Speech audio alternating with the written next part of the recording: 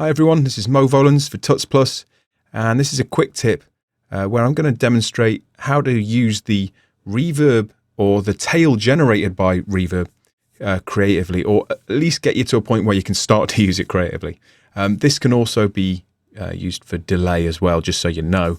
Anything with a tail really. So I've just got a small audio file here. And we're going to process this with some reverb. Now I'm going to use a send and return.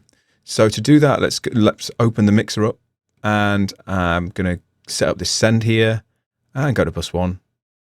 And let's just send a healthy amount to it. Then I'm going to insert a reverb. Let's just use the UVI spot verb. And let's make sure it's on 100% wet, and I'm going to lock that down so it stays at 100% wet.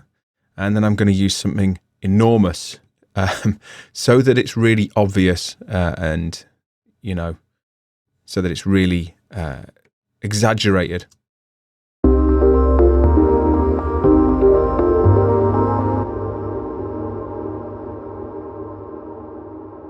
Great. Now what you want to do is you want to play the reverb back by itself. And you saw me muting that there just to double check my my theory, check it hadn't changed in Logic Pro 10. But basically if you mute it, the whole thing is going to be muted, and obviously you won't hear the return. So that what you need to do is you need to sort of have a bit of a workaround. You need to send the original track to no output. So it's still playing and it still will send through the bus, but you won't get the original dry signal.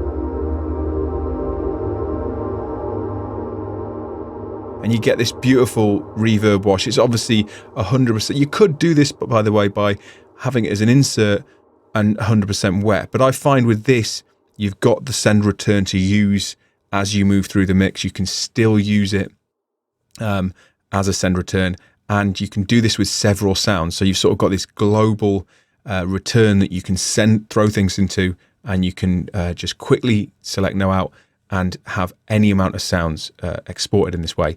So what you want to do is, at this point, you want to export the overall sound. And I think that it's better safe than sorry if you're using a reverb like this, just to export a lot of it, because some of these tails that I'm looking at are, you know, extremely long. So go into your export settings and keep it 24-bit if you're working in 24-bit.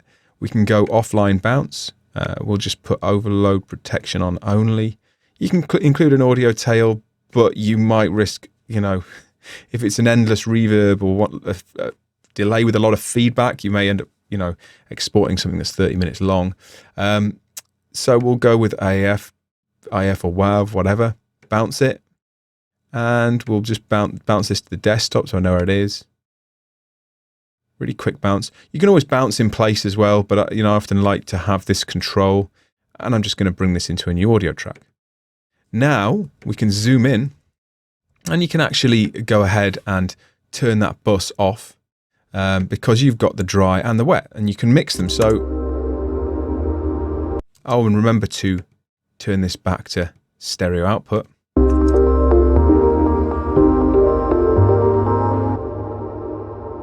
Now, obviously, we're now in the same situation as when we had the send return. We've got the dry signal, we've got our reverb signal. But remember, now we've got this reverb signal, we can manipulate it just like any other audio. So it's really nice to maybe grab some of it and start messing around with it. So what I like to do is grab maybe the outer tail, the stuff that happened after the effect, and start to sort of mess with it. Now, you know, you can reverse this. So we can go into file here in the audio editor, and we can reverse the whole thing. And you can get these sort of reverse reverb effects.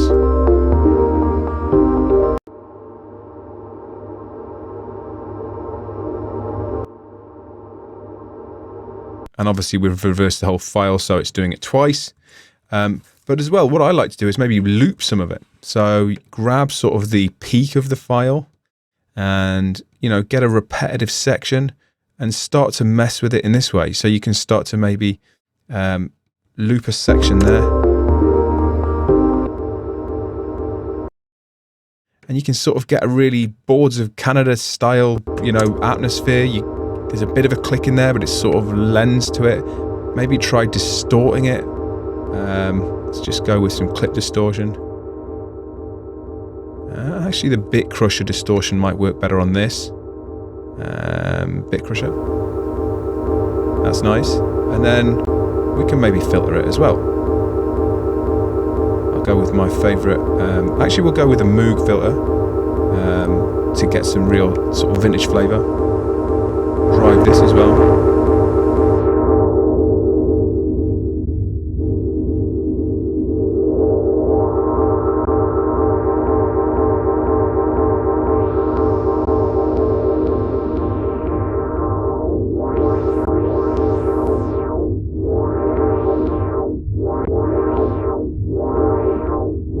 Bit of an LFO, and then you can start to put spatial effects back on it. So maybe try and put some, you know, delay on it.